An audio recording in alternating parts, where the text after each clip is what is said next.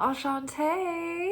We are here for our midweek alchemy message where we are unpacking the work that we're doing this week in our souls and in our hearts. And we're just kind of discussing the process.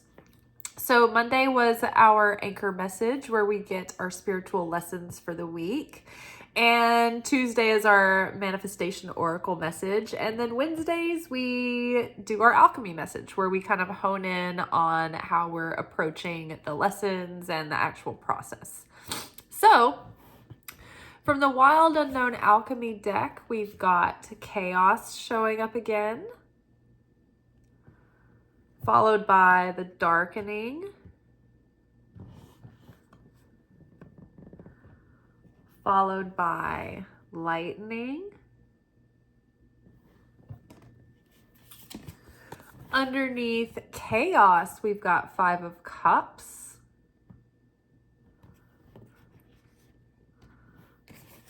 Underneath Darkening, we've got Eight of Cups. And underneath Lightning, we've got Knight of Swords. So this is really like commentary on the full moon in Pisces lunar eclipse that we just had. Pisces is a dreamy planet and it swims in those murky, shadowy depths, right? And so on the positive end, the Pisces influence mixed in with a whole lot of other influences going on right now are helping us hone in on what it's going to take for us to make our dreams a reality and who we have to become to do that.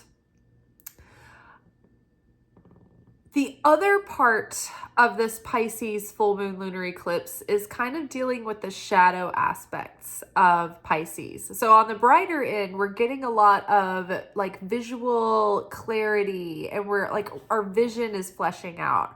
Our imagination is excited with images and ideas of how the next cycle, like what kinds of things might come to fruition or what kinds of things might be worth exploring.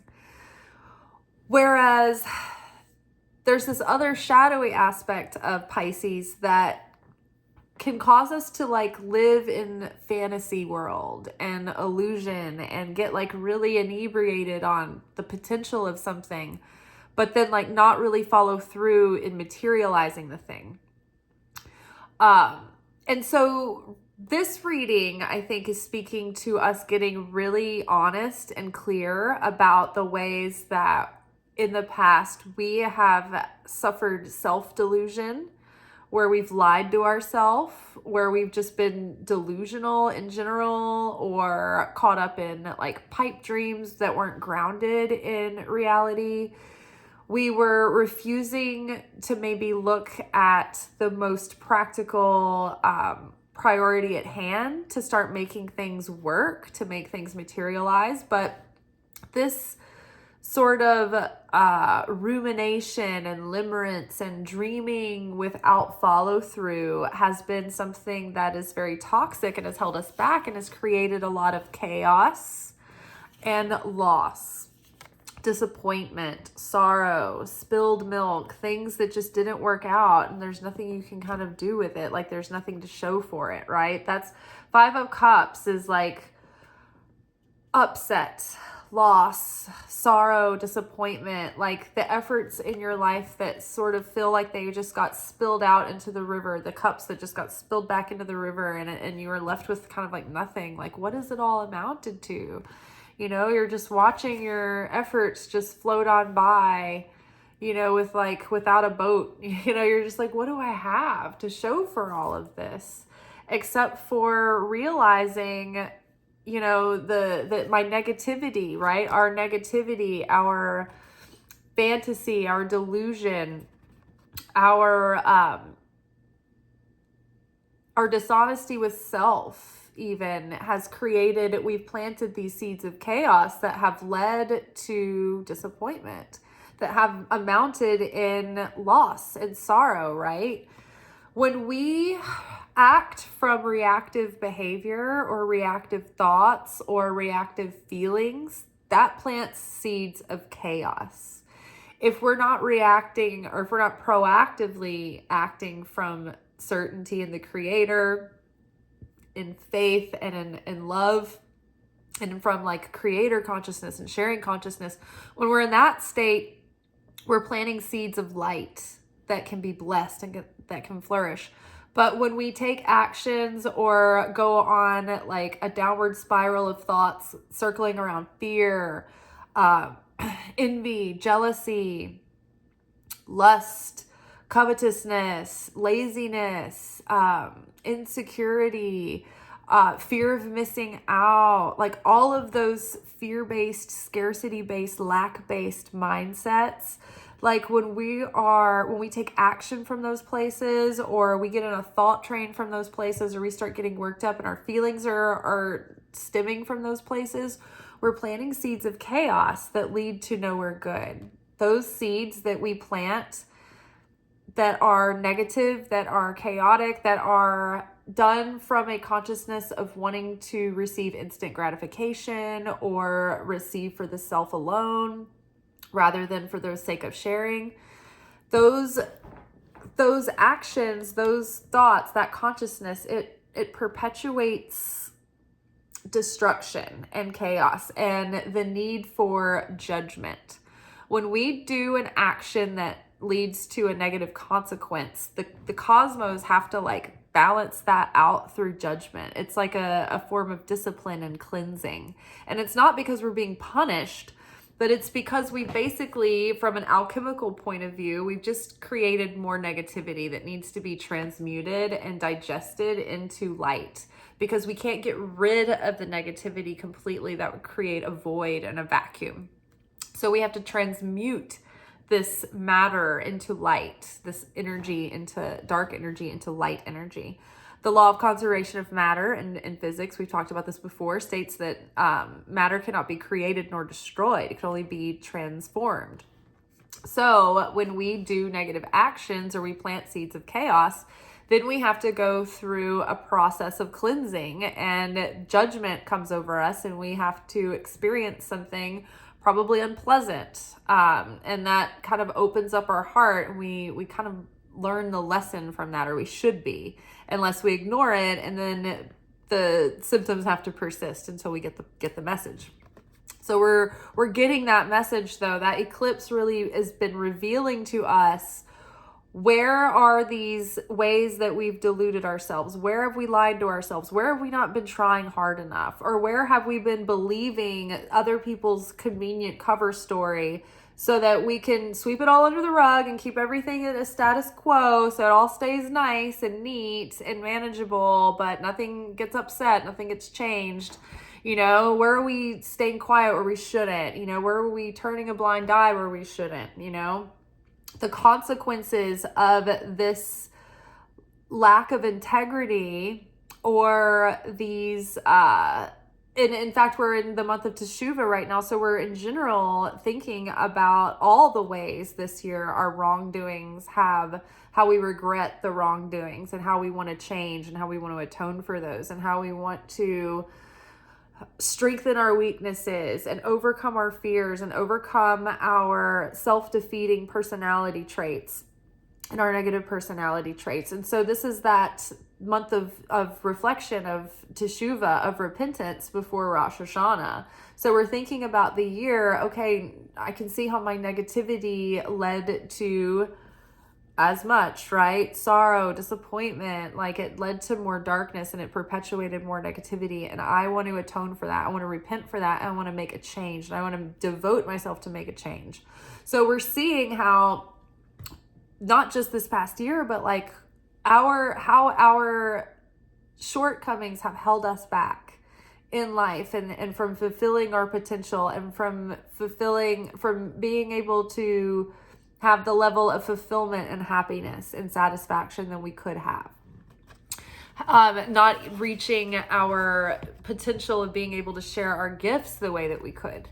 And so because of this catalytic moment of like, wow, the sorrowful regret, remember during the weekly energy oracle forecast, we had sorrow. We talked about the holy vision of sorrow, of seeing how the world could have been, and then how it actually is, and the difference between the two, and just the heartbreak of how we could have made it a paradise. We could have been in perfect unity and harmony, and instead we're at war and there's famine, and the tragedy that is. Well, we're also having that vision on a personal level, on what we could have been had we been more in touch with our higher self earlier on and throughout. And if we had had the strength or the gumption or the determination to overcome our weakness or our laziness or our fear or our smallness or our lack or our fear of being abandoned or rejected, right?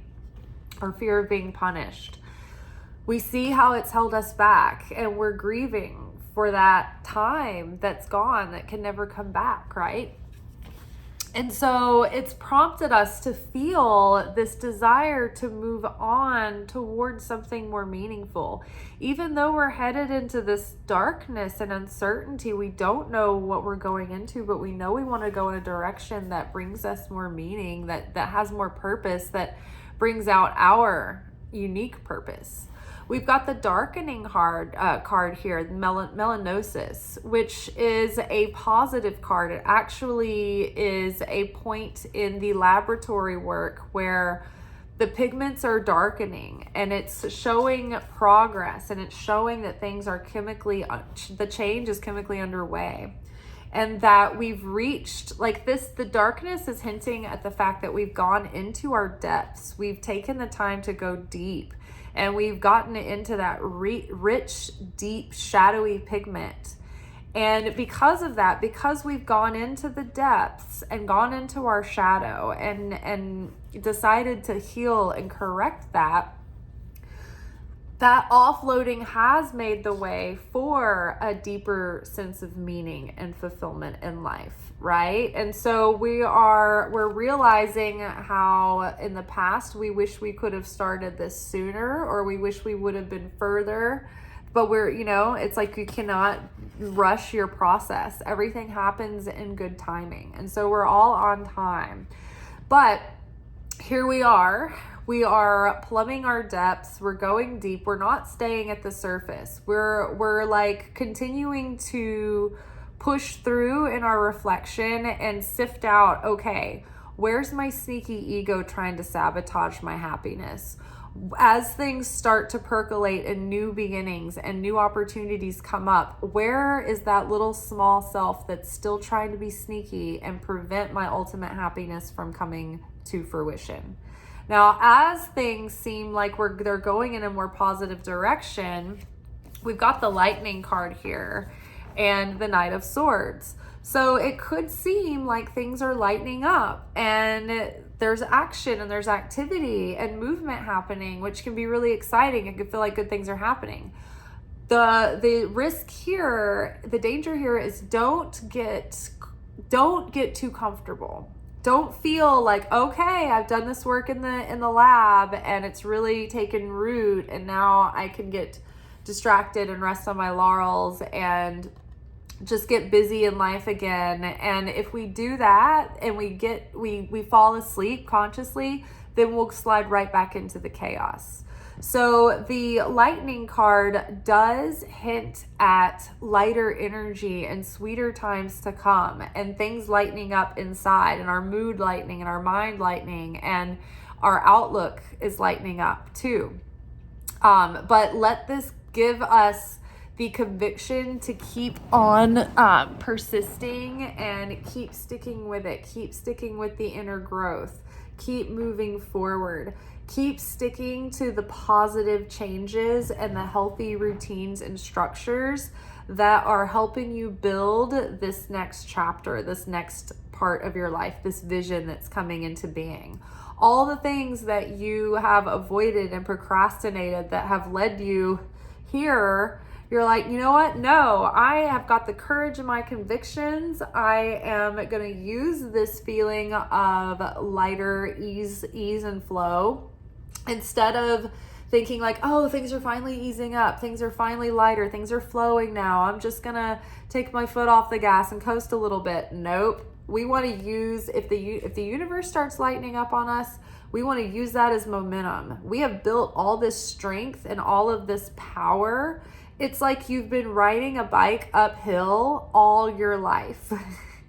And now that strength is going to serve you because suddenly you've been taken into a place where your bike riding skills are everything and you're not in a hilly terrain anymore. You're like in a flat area. And so then you get to ride the bike and you're all strong. Don't meander, go fast, right? There's some reason. It's like we've been given this strength from pushing up against this resistance for so long. So when things start lightening up, don't take a load off because then you'll lose that strength. That, you know how when you work out, you build strength and you build muscle tone and you're all cut. But if you like don't work out for a couple of weeks and your diet isn't super strict, like the strength goes away, your muscle tone goes away. It takes 1 second to lose it all. It takes like 1,000,000 hours to get in shape and it can go away so fast.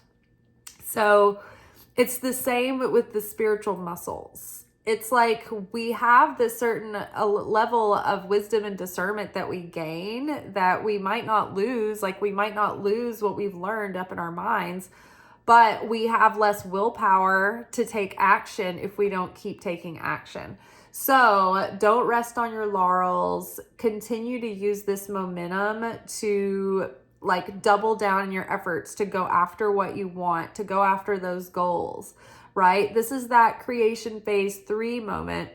In the 4 phases of creation, we've got creation phase 1, which is like a passive desire. It's getting that idea. It's like, oh, that'd be cool. But you haven't really like thought it was so great that you were going to take action and actually start to put this thing into reality.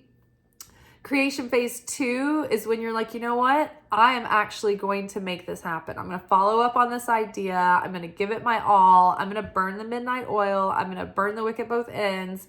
I'm going to do this thing. And you put all your effort in. You're just like, I'm going to give everything I've got. I'm going to invest everything. I'm going to take risks. I'm going to be honest. I'm going to tell everybody the truth. All that stuff that the hero has to do in the movie in order to like finally win in the last scene. So we do that in creation phase 3, or creation phase 2. By the time we get to creation phase 3, we're like, this road trip has been going on for what feels like weeks. There's no end in sight. We're way too far past the beginning to turn back now. We've got to push through. And there's no guarantees. And you're so tired, right? And you're like, all of my resources are dwindling and I put myself on the line and I risked it all and I told the truth and I told that person how I felt and I took the big risk and I forgave my father and all of these things, and still it's like nothing happened and everything's crickets and it looks like you're not gonna win. And that point the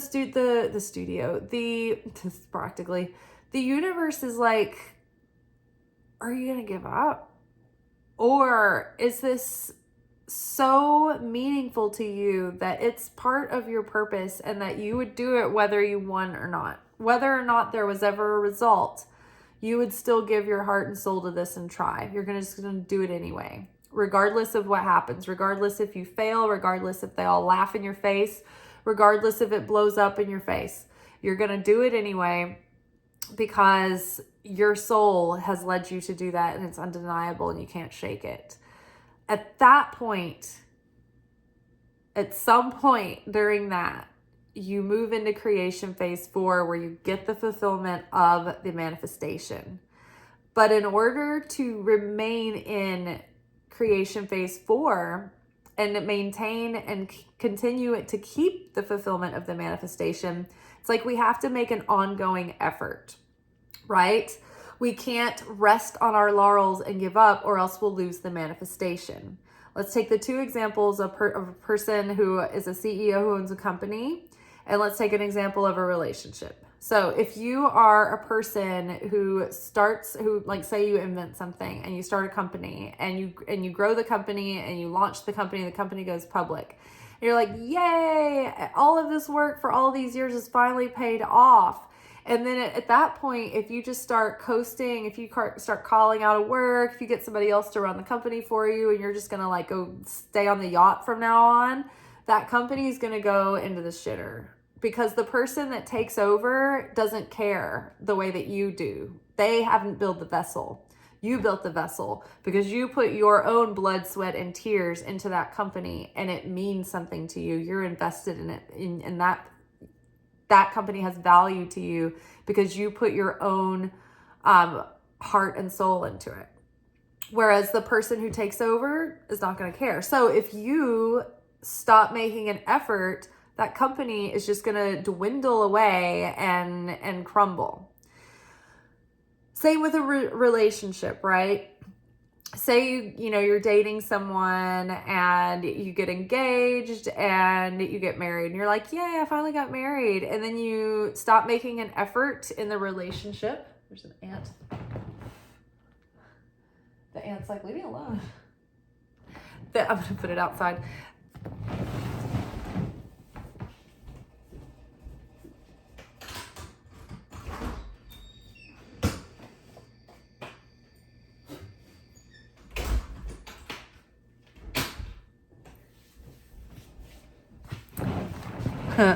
Okay, so you've gotten married and you're in the relationship, and some people are like, great, I've got this person locked down.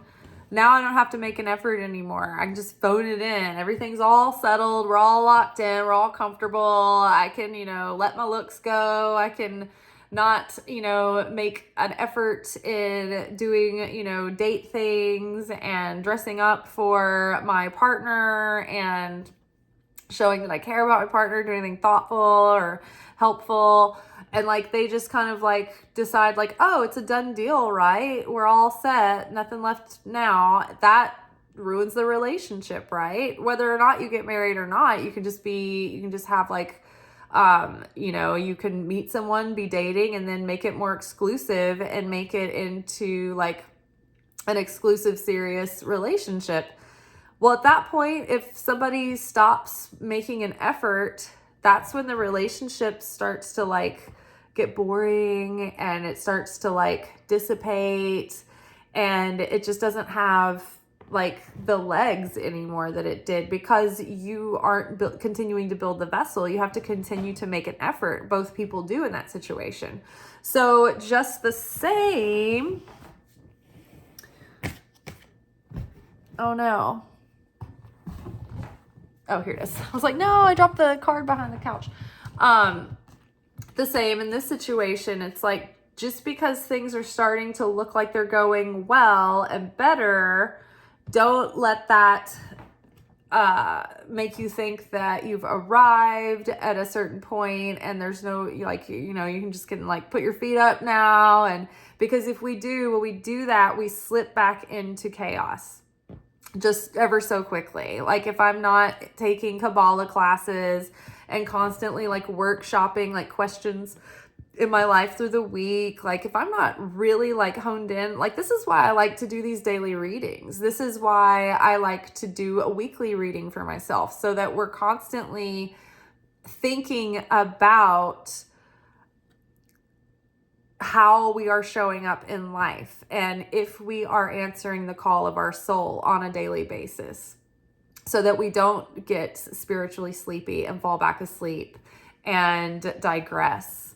But also the Knight of Swords here in this particular deck, this person is like full of enthusiasm and determination, and they're ready to get in there, and like they've learned how to communicate their message in a compelling way. And they're like courageous, and they have the courage of their convictions, and they have something to say and to share with the world. And so that propels them to go forward and bring that out into the world, sharing our light with the world or with others or through our purpose. But yeah, I think it's pretty pretty straightforward. It's like we're seeing what has led to chaos in our life and how that chaos has resulted in loss and sorrow and disappointment, and where we played a part in that, where our illusions and self-deception and where our fantasies and inability to take grounded action or put something into material form, that has held us back. We're ready to go deeper and plumb our depths and find out exactly all of the major and subtle ways that our ego and our subconscious has been foiling our efforts, so that we can live a life of more depth and meaning and purpose, but so that our efforts actually produce more fruit. And coming to the other side of that, it's like we are starting to feel and see the results of this. Things are starting to lighten up. I feel like this Pisces, like when the moon is shifting nodes, I think that the north node right now is in Aries and the south node is in Libra, and has been for a little over a year. And so in January, late January, the nodes are going to shift to Pisces and Virgo. So normally our eclipses fall on where the nodes are. And so it's really weird that these eclipses aren't in Aries and Libra, but instead this one was in Pisces.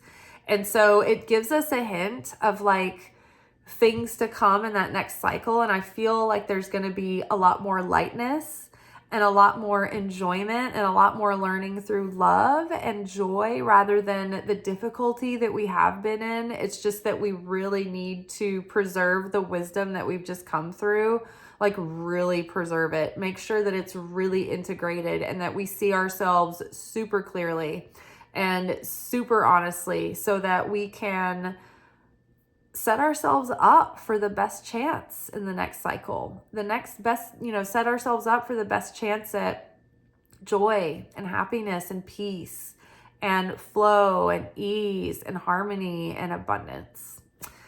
All right, you guys. Well, I wish this for all of us. I hope good things. I hope that chaos is going to be behind us soon, but don't rest on your laurels. Keep up your vigilance. Stay determined. I'll see you all tomorrow for our weekly romance oracle message. Ciao.